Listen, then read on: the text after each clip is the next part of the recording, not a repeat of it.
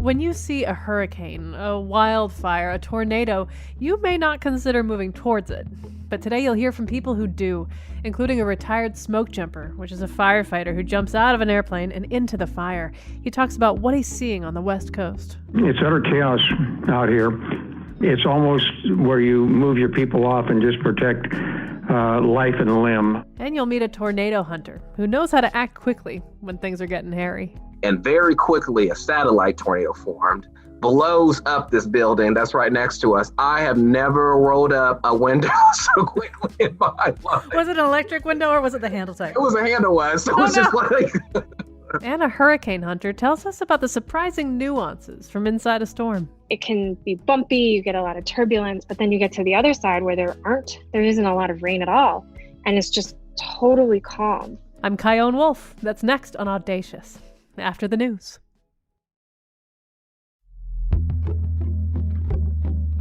From Connecticut Public Radio in Hartford, this is Audacious. I'm Kyone Wolf. I've had a recurring dream ever since I was a little kid. I'm playing in the front yard of the house I grew up in, and suddenly the atmosphere around me changes. I feel an ominous breeze on my face. I look up, and barreling down the street is a tornado headed straight for me. I turn to run, and the dream ends. We'll save the dream interpretation for another show, but I think my compulsion to run away from dangerous weather in my dreams and in real life is probably shared by a lot of people. But today, the folks you're going to meet go towards the danger, to stop it or to document it so we can understand it better. This hour, you'll hear from a meteorologist who chases tornadoes, a hurricane hunter with NOAA, the National Oceanic and Atmospheric Administration, and you'll hear from a retired smoke jumper, someone who drops out of an airplane in remote locations to get to the base of fires so they can stop them from spreading. And that's where we'll start. By now, you've seen the headlines. Death toll reaches 35 from West Coast fires. The western U.S. has the worst air quality in the world. Resources stretched thin for firefighters battling historic wildfires. Starting as early as April, over 100 fires have burnt more than 4.6 million acres in the West. The smoke has spread through the East Coast and has made its way to Europe. And fire season isn't over yet. What are some of the main causes of this record-setting destruction? A recent Stanford University study found that since the 1980s, California's average temperature during the wildfire season has risen more than 2 degrees Fahrenheit, and overall precipitation in the season has dropped by 30%. This increased heat and drought means that all that debris in all those forests are really dry. So when lightning strikes or people use explosives in their gender reveal party for serious, fires are much more likely to catch and spread. Chuck Sheely joined me to talk about the fires. He's a retired smoke jumper, and he's the editor of Smoke Jumper magazine, a quarterly publication for members of the National Smoke Jumper Association. He worked for 34 years with the Forest Service and Bureau of Land Management and Firefighting, and we recorded our conversation on Monday, September 14th. I asked him to tell me what he was seeing out there in California. It's utter chaos out here. The fire situation has gotten to the point where it's almost where you move your people off and just protect life and limb. I'm sitting here in Chico, which is 100 miles north of Sacramento, and it's overcast. We haven't seen the sun for a couple days. Right now we're, I'd say, 300 yards visibility with smoke and ash. Have you ever seen anything like this? Well, yes. Chico is located 15 miles from Paradise. Are you familiar with the Camp Fire? Yes, unfortunately. Yes. Okay, we're just down the hill from Paradise, and the Camp Fire burned right to the edge of Chico. So the Camp Fire, the first day of the Camp Fire, it was absolutely dark in Chico. In other words, the street lights came on. I've never seen anything like that.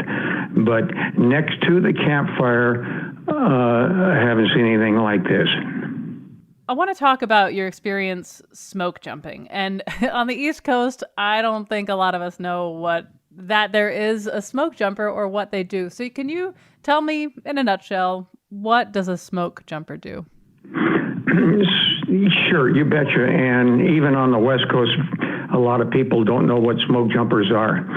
And the object of smoke jumping when it started was to place a firefighter on the ground as quick as possible in inaccessible places, putting them there by parachute. So 1940 started the first smoke jumper program in the United States, and it's gone and expanded since that time. Prior to the United States, actually, the Soviet Union started their smoke jumper program in 1936, so they were a tad bit ahead of us. So a firefighter with wings is a good way to describe it. You betcha. It's called an aerial delivered firefighter. When the alarm goes off, what is put on your body as a smoke jumper? Take me from the top of the head to the bottom of that person. What is on them? The outfit that the smoke jumpers wear, a padded outfit, essentially goes right back to the same design as they created back in 1940. The materials have changed now. You have a padded pair of pants with suspenders. You have a jump jacket. All of this is padded. You have a helmet. Okay, when I jumped in my days, it was a football helmet with a wire mask. They've adapted to lighter helmets now, but it's still essentially the same outfit that was created 80 years ago, just with modernization and different fabrics. So talk me through some of the things that firefighters do once they're on the ground in the wild up against a fire. I mean, is the idea to get water on some stuff, to chop down some trees? What are some of the things that they're going to do specifically? I like the term water. If you're a smoke jumper, the only water you have is in your canteen, unless you're able to jump by a stream or something. Wildland firefighters, when you reach a fire, the object is to separate the fire from the fuel, and that is to build a fire line. The width of your fire line depends on the number of personnel you have, how fast the fire is burning, and so forth. The earlier you get to the fire, the easier it is to control. So you would build a fire line. It could be anywhere from a couple feet wide to 6 feet wide, down to what's called mineral soil. In other words, separate the burning and the fire from the fuel. So a lot of chopping and digging? Exactly it. Chopping, digging, and scraping. So that's grueling work, and these people have to be there for what? Up to 3 days, maybe longer? It just depends. If, in my estimation, if smoke jumpers are used correctly, they will be initial attack. And they should be there to keep that fire as small as possible and contain it. And they should be relieved with ground-type people. In other words, rotate the smoke jumpers and get them back into the system so they could be used again. However, depending on where you're at and what the fires are, yes, you can be there for a number of days. So they got to have some beef jerky and other delicious compact food. You're usually dropped with MREs, which are a military ration, and that's good for a couple days. Depending, when I jumped up in Alaska, up there we were on fires longer. We could be there for a couple weeks, and then you would be getting fresh food drops. When is fire season? How do they figure that out, and has it changed? Fire season's changed drastically in the past 20 years or so, and then, Kion, you're looking at what we're doing today, you're beginning to wonder if there is an end of fire season, especially out here in California. Fire season used to be 3 or 4 months. Looking back at the Camp Fire 2 years ago, when we saw a town of 27,000 people wiped off the map in a period of hours, that was November the 8th of all things. So, and we're going to see year in and year out, the fire season is going to be getting longer. What's the answer to handling all this? Who knows? Now, I know that big fires can be started in a lot of different ways. Sometimes it's environmental. Sometimes it's someone flicks the wrong cigarette at the wrong place. Sometimes it's a gender reveal party. How are most of the firefighters you're seeing lately being started? We keep seeing this thing over public television and radio, and I hear from all the PR people that 87% of the fires are man-caused. But we've got to get right down to the fires that are burning in the forest areas of the western United States, and the majority of those are lightning caused. It just depends on population. The ones that smoke jumpers should be getting to, in my estimation, are lightning caused fires. And I'm going to say, a couple of weeks ago, August the 17th, we had something like 12,000 lightning strikes here in Northern California. That starts an awful lot of fire. I imagine you've kept track of how many jumps you've done. So how many have you done? I have. I've done 140, which is a small number compared to the current smoke jumpers who stay at it as a career and year after year after year. So, but 140 over a 13-year period took me a lot of places. And what does that do to your body? Combining the thrill of it and your heart racing and the mental stress and excitement of it and hitting the ground and all that digging, like what has this career done to your body? It's something that catches up and bites you in the butt years later. I've had, 4 knee operations and a knee replacement on the right leg. Left, I've had 2 ankle operations and an ankle replacement, 4 hernia operations, a torn shoulder. That's it right off the cuff. Were you paid enough? Like, was the money good? $2.50 an hour. Most people, jumpers I've talked to that did it as college students would have done it for 50 cents an hour. It was the job, it was the people you meet. The people or something else. Nowadays, when you have the more or less permanent smoke jumper, they are not paid enough. Federal firefighters are not paid enough. How much are they paid? A smoke jumper with a heck of a lot of overtime may make $50,000 a year. That's an awful lot of work. That's an awful lot of effort to make that amount of money. If you had a magic wand and smoke jumpers would have the best possible technology to do the most effective possible job, what would they have? In the planes, the gear, magic wand, go. The magic wand is to call smoke jumpers earlier. In other words, I'm looking at a fire right now that's outside of Chico, where I'm living. We had a town burn up the other day, a little town in the mountains called Berry Creek. Okay, so far they've done 10 fatalities out, and there's still more to go. That fire started August the 17th on the Plumas Forest, and I checked my records, and I'm seeing lightning storm. Then I looked at the smoke jumper base in Redding. How many jumpers were sitting that day? 35. How many were used? 0. Looking forward, it's hard to be optimistic. Fires, as you say, keep getting bigger. There's more damage. Some people think of fire in the way that it cleanses things, in the way that it starts things over, right? But these are real lives. This is our home. And so when you think about the future of fires in our country, on our continent, what do you really see and what do you really feel? Here's the kickback, that because we've been fighting fires and we put them out, we had this tremendous buildup of fuel load in the forest. Well, no doubt about that. We probably put out thousands of fires we should have let burn in the past. But at the same time, we've got a heck of a lot more people in the country, and this is what the citizens demanded, that these fires be put out. What do I see in the future? I mean, people are moving into the woods.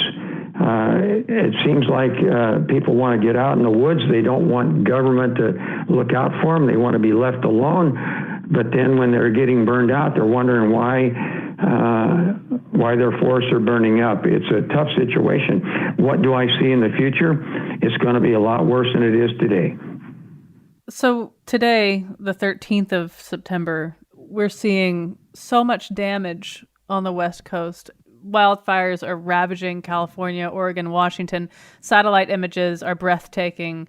There are people posting pictures of the red sky. My brother lives in Los Angeles with his wife, and they've put an air filter in front of their box fan to try to get some sort of cleaner air in their home. I wonder what you think the worst case scenario is. I look at it this way. The Forest Service or the fire agencies have increased their fire budget to $5 billion with a B a year. At the same time in the budget, they've decreased the treatment of the forest budget by $100 million. You know, this is like relating it to COVID. It's like, yeah, we're going to build more respirators, but let's forget the vaccine. I'm thinking, why don't we turn around and put a couple $1 billion a year into treatment of our forest, reduce the fuel load? For crying out loud, as a teacher, what we need in the United States right now is jobs for our young people. People are going to have to go back and look into the history of the Civilian Conservation Corps in the 30s, how it put 6 million young men to work. Well, let's put money into our own country here, and we could get out and we could put, holy Toledo, these people could work year-round on reducing fuel load in the forest. And by reducing fuel load, that doesn't mean you got to burn it and put more carbon into the air. We need to really get serious about preventing the disease rather than treating it. And when you have an emergency situation, which you have in wildfire, there's no limit, deep pockets. You spend every bit of money you have on the fighting a wildfire. People do not think about prevention. Well, I have asked everything I wanted to ask you. Is there anything that I haven't asked you that you want to make sure you say? No, I've been having a good time. Me too, Chuck. I just love this. I love to talk to somebody in the East Coast. The more we could spread it, the better. To spread the word, not the fire. Thank you for clarifying, Chuck, and thank you so much for talking with me. Oh, yeah. Gee whiz, I really appreciate this. Thank you. Bye now. He's a smoke jumper falling from the sky. That was Chuck Sheely, veteran smoke jumper and editor of Smoke Jumper magazine. For more, visit smokejumpers.com. When we get back. As the wind started increasing, my mom was like freaking out and telling us, hey, we need to get in the house. And I'm sitting there like, well, this is cool. How life as a tornado hunter starts young. I'm Kyone Wolf. This is Audacious. Stay with me. People gonna die. Smoke jumper does what he's gotta do. 'Cause everybody's counting on him to pull them through.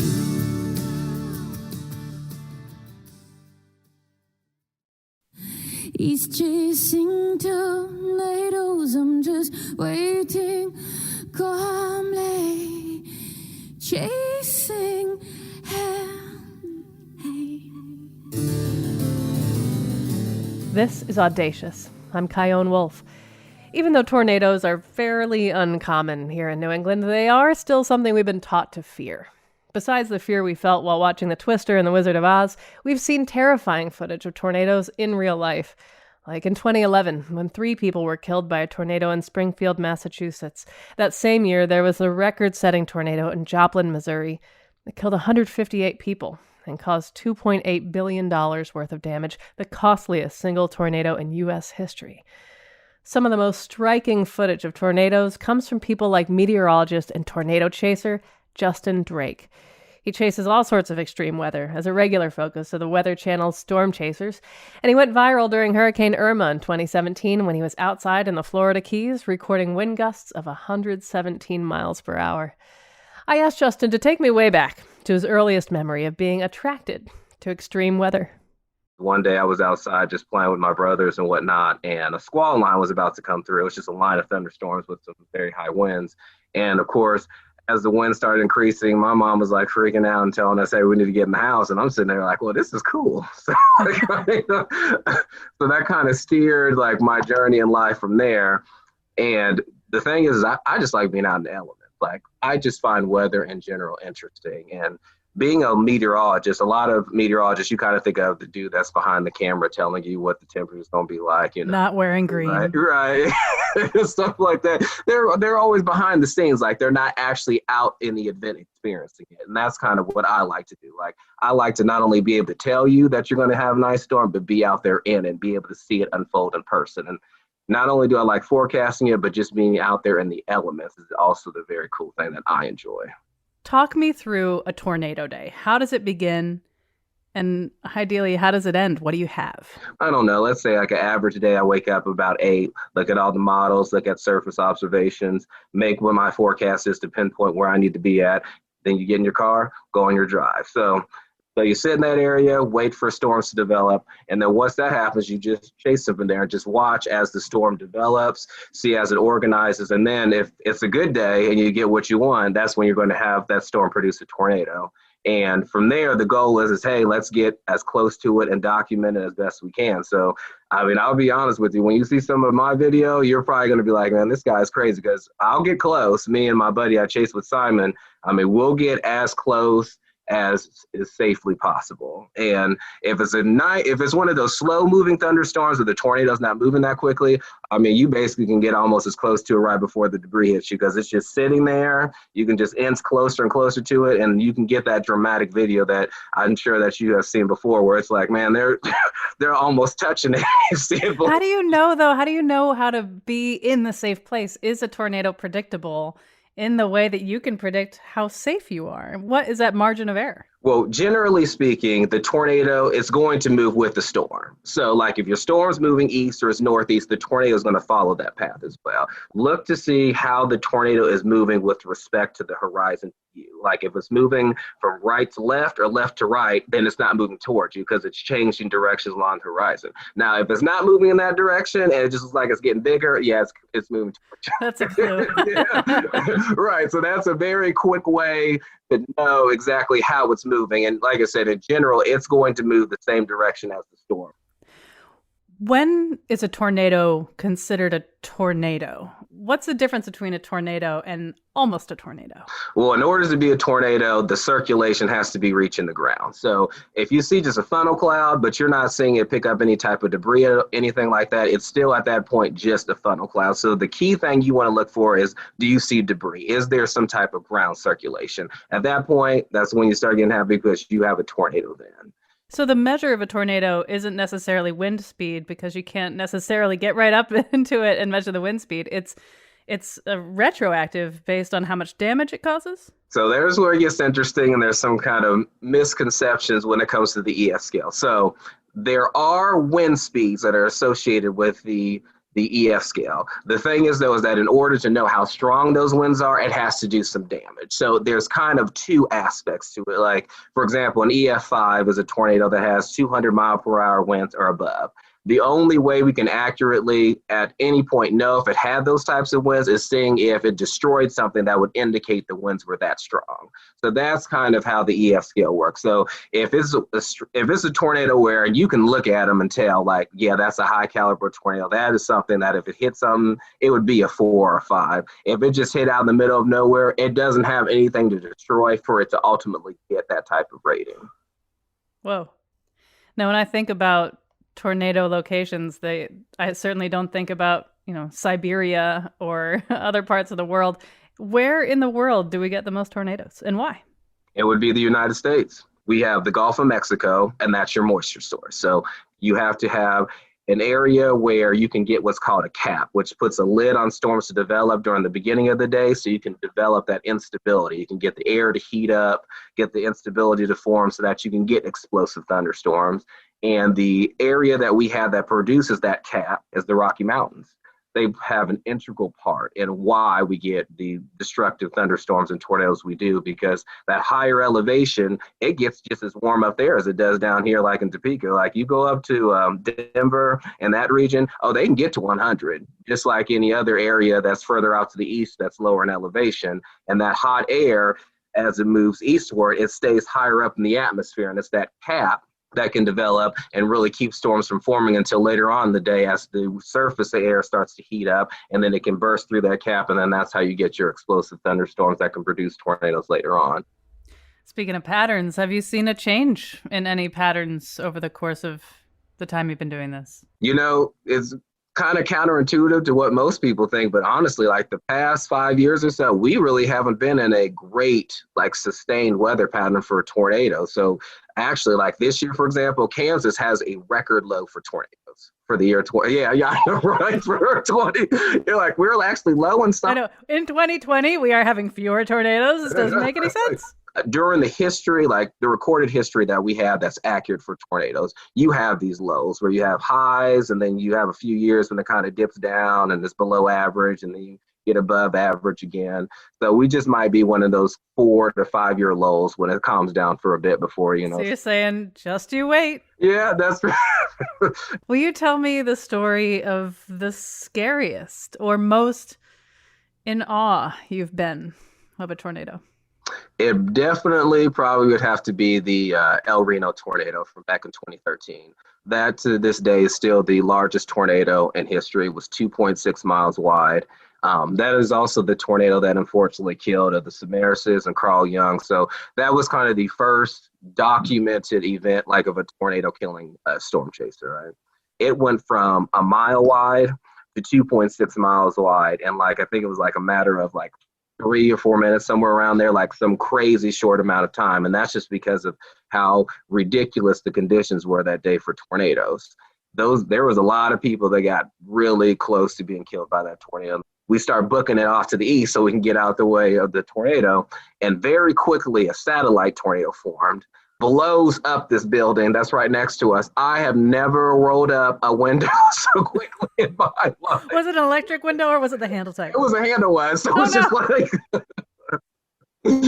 damn near ripped it off trying to get it closed. And then the tornado tapped us to where we almost got knocked off the road as we were trying to get away.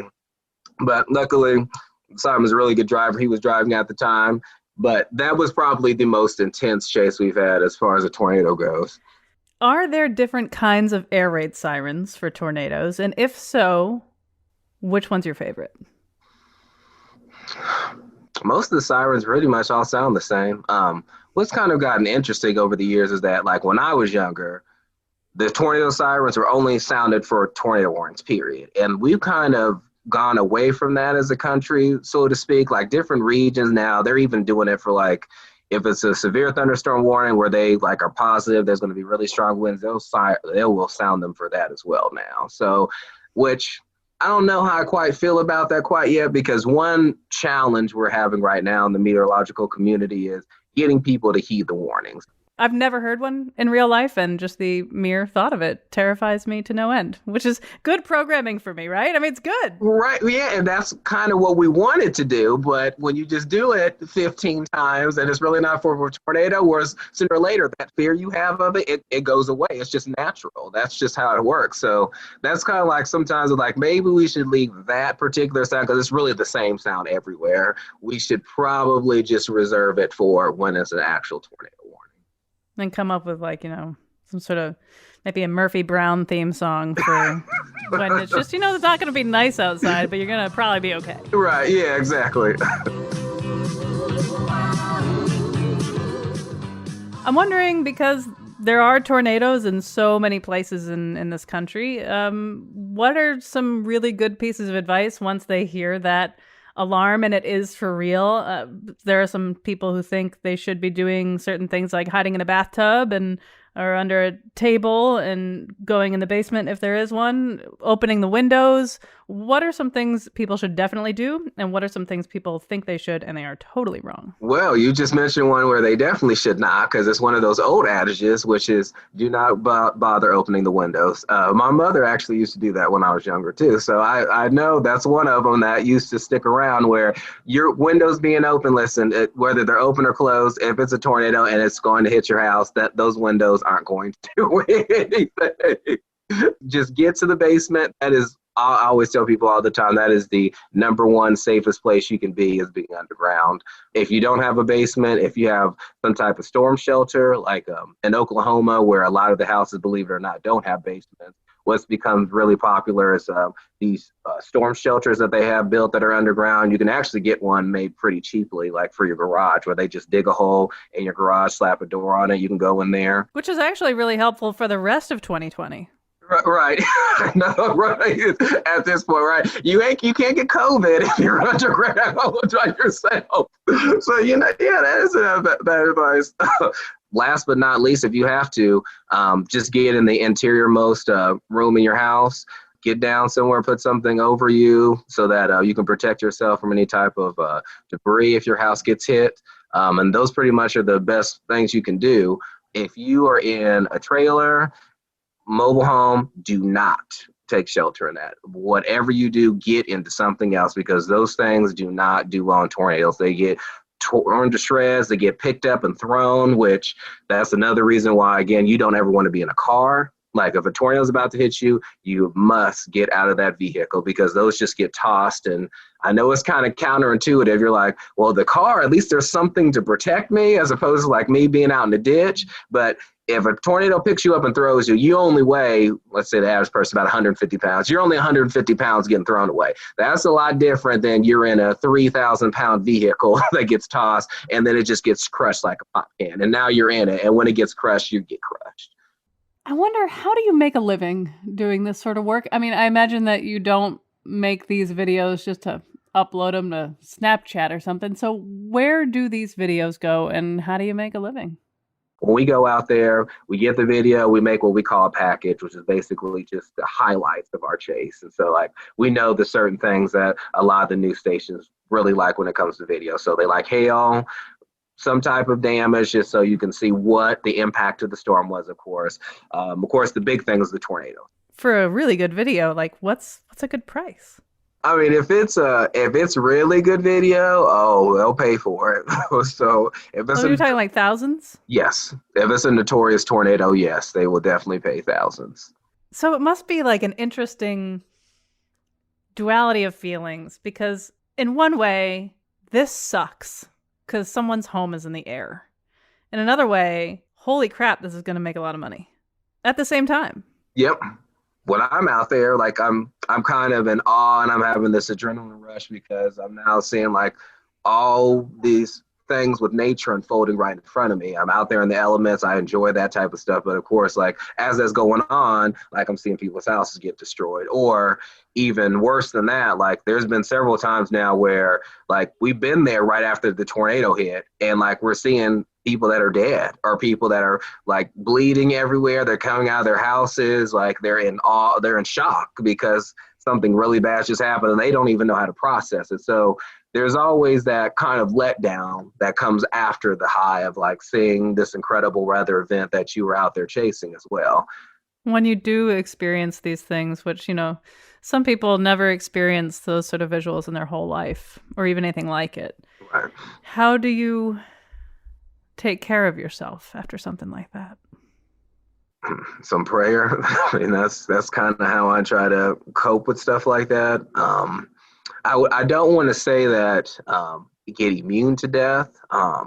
You can become numb to it, just kind of like with the sirens, and you just keep hearing them all the time. It's like it's not that it's right or that it's okay. It's just something that you know that's kind of an inevitability with life or those events, I could say, or something like that. So you just kind of thank God that you're still alive and pray for the family of those people and just kind of keep moving on from there.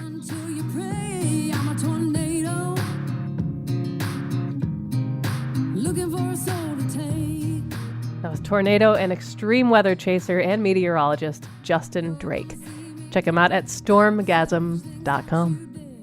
After the break. Every time the Hurricane Hunter plane flies through a new storm, they put a new sticker on the belly with the name of the hurricane that it flew through. I'm Kyone Wolf. This is Audacious. Be right back.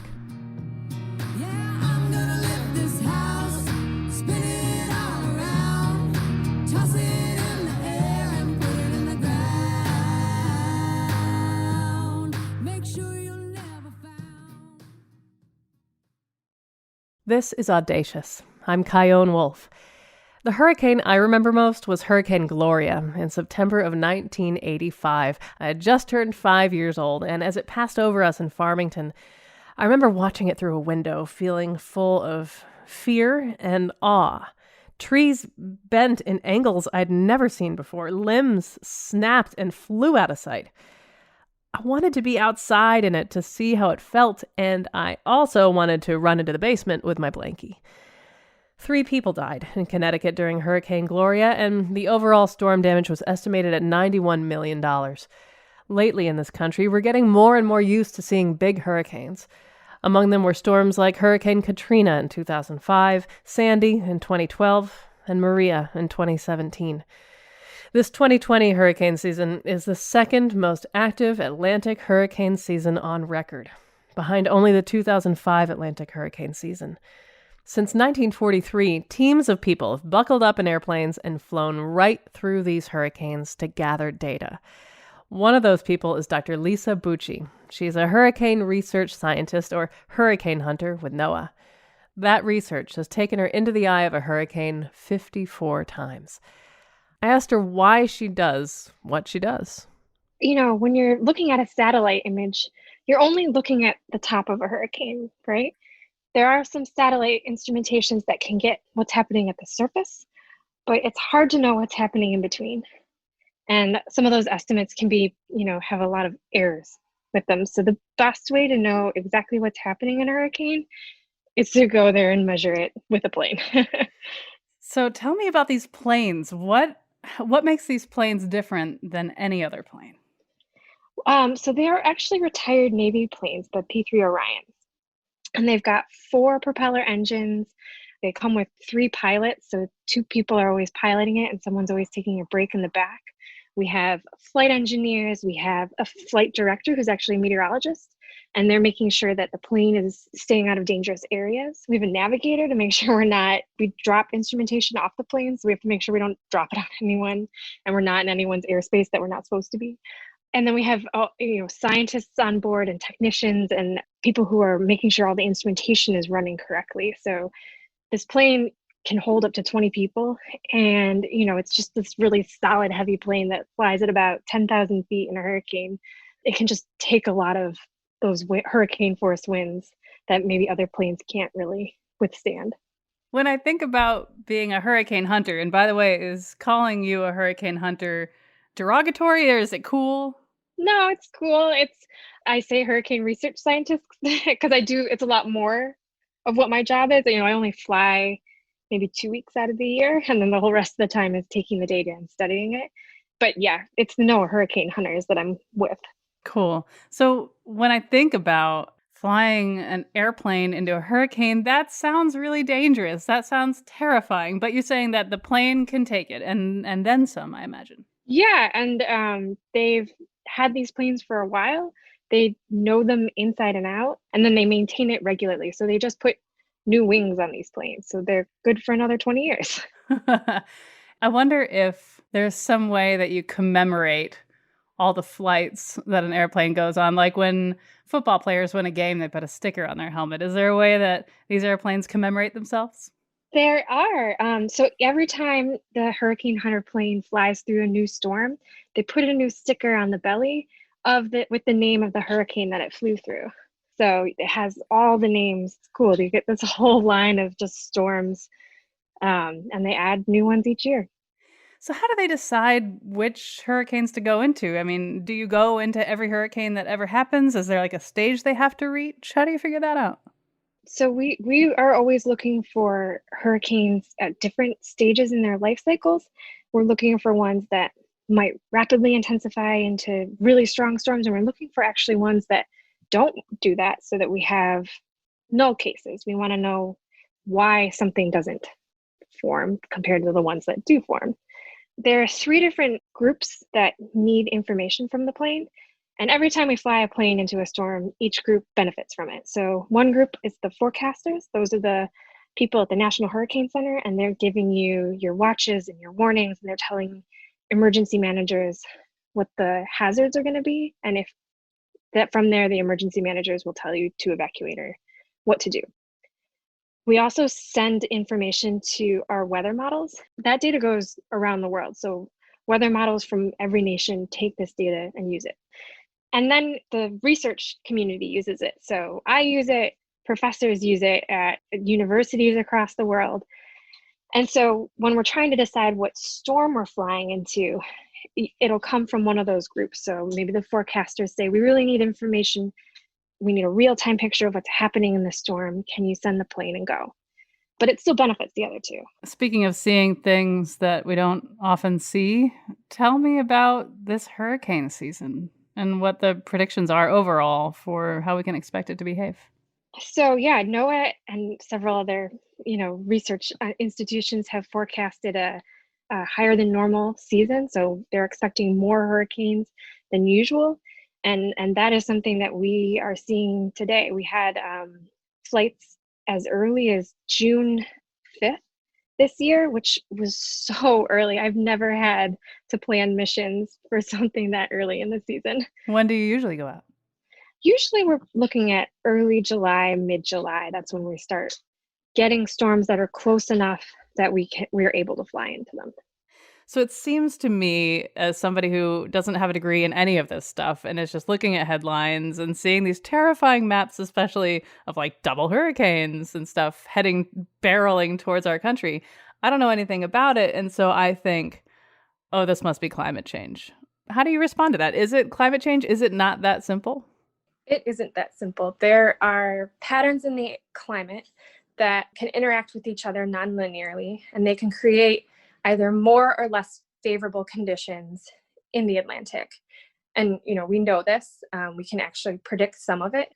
So we'll predict this climate oscillation that happens every 60 to 90 days.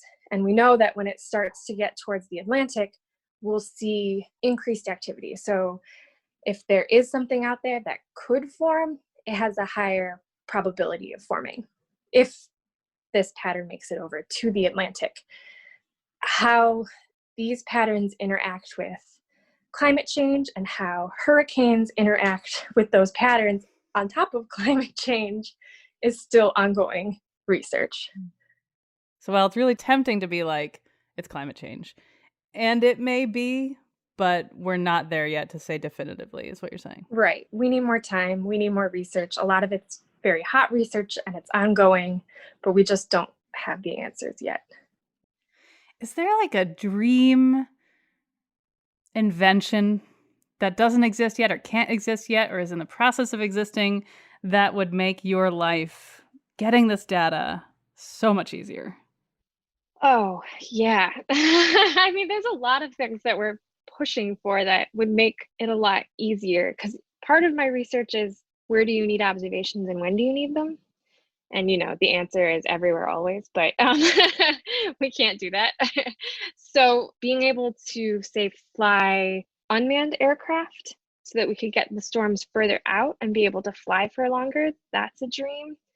And then have it instrumentation that's able to measure, the winds, the temperature, and the moisture, that would be really cool. Though that doesn't totally replace actually being in the storm, because part of the instrumentation is just our eyes and looking out the window and seeing.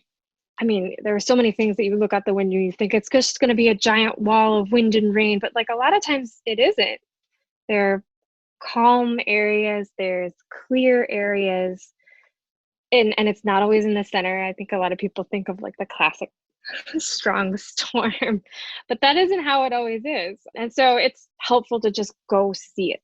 But my ideal would be a set of instrumentation that can measure the storm as completely as possible to help us get the best current picture of the storm so that our forecasters and our models can start from the best position possible. And hopefully that will get us the best forecast possible. You were saying that there are moments of calm and clarity in places that aren't necessarily the eye of the storm. And how is that? I mean, when I think about flying through, I think about chaos, chaos, chaos. Oh my gosh, blissful, almost euphoric, calm center of the storm for however long that lasts. And then chaos, chaos, chaos. Where do you find calm if not in the eye? A lot of times when a storm is in its early stage, the winds are kind of forcing in, say, dry air, and they're kind of trapping really the thunderstorms to one side of the hurricane. And so, we'll fly through that side and it can be bumpy, you get a lot of turbulence, but then you get to the other side where there isn't a lot of rain at all. And it's just totally calm. I mean, I remember I flew in Hurricane Sandy. For a while, there wasn't any rain in that storm. It was just totally clear and winds were roaring, but there was no turbulence. Every storm is different. Will you take me back to your first flight into Isaac? What was going through your mind? And did you have any like pre-flight rituals or jitters for that one, or anything that makes it sort of stick in your mind? What was it like there? I remember being so excited to be asked. That was the first thing. It was just like pure excitement. And then, it hits you like they're relying on you to process the data and send it off in real time. And you can't make any mistakes. Like, you have to know exactly what you're doing. And so then my excitement was followed by like, oh no, do I really know what I say I know? And getting on the plane, I didn't know what to expect, but you get on the plane and it's kind of like your family for that 8 hours. They just make sure that you have everything that you need and you make sure that you're helping out however you can. Now, it feels like a weird question, but do you have a favorite hurricane that you visited? I think Hurricane Lane is my favorite. It was the prettiest eye that I've ever been in. You don't frequently get storms that have really clear eyes all the way to the surface. A lot of times in like Category 1, Category 2 storms, it's a pretty wide eye. You don't get this feeling of when you're in a really major storm, you fly into the eye and it feels like you're in this stadium, except the bleachers are this wall of clouds that kind of slopes outward. You very rarely get that feeling. And Hurricane Lane probably had one of the prettiest eyes. So it was blue skies above, and then you look straight down to the ocean and just see it like waves just crashing into each other beneath the plane. And I've never seen anything like that before. What does that sort of thing do for you? I mean, I imagine it makes you feel so small and in awe at the power of nature, and also the fact that you're in an airplane in the middle of an eye of a hurricane. That, like, there's so much that goes to it. So what does it do for you being in this position over and over and over again for years and years? I mean, every time I get to see something like that, I feel like it reinvigorates me. And I remember why I love going into the field and using my eyes and trying to understand what's happening and asking questions. So I feel like every time I see something like that, I just get really excited and I'm like, oh, this is why I love my job. It's why I always get back on the plane. I wonder, when you were a little kid, is this what you thought you'd be doing? No. I grew up in Michigan, so I didn't even really know anything about hurricanes growing up outside Detroit. And my grandpa still teases me about this, but I was terrified of thunderstorms. Like, I was the kid where the thunderstorm was rolling away, people were starting to come back outside. I heard thunder and was like, oh no, it's not safe, we got to go back inside. So I think part of that was I was scared because I didn't understand. And then the more that I started to research meteorology, the more I found it really fascinating. And I started to explore career paths in there. There were so many applications to the job that then I was like, oh, I should go into this field. What do you think you as a little kid would say if you could send a little postcard back to her and be like, by the way, this is my job? What would she say? She would say it was crazy. She would want to know how I ended up there. Because I think I thought I was going to be like a graphic designer or maybe go into medicine. But I never expected to end up here. That was hurricane hunter Dr. Lisa Bucci. Audacious is produced by me and Katie Tolarski at Connecticut Public Radio in Hartford. You can find more information and subscribe to our show at ctpublic.org/audacious. You can send me your thoughts and show ideas on Facebook, Instagram, and Twitter at Kyone Wolf. And if storm chasing is a part of your life, I really want to hear your thoughts on this show.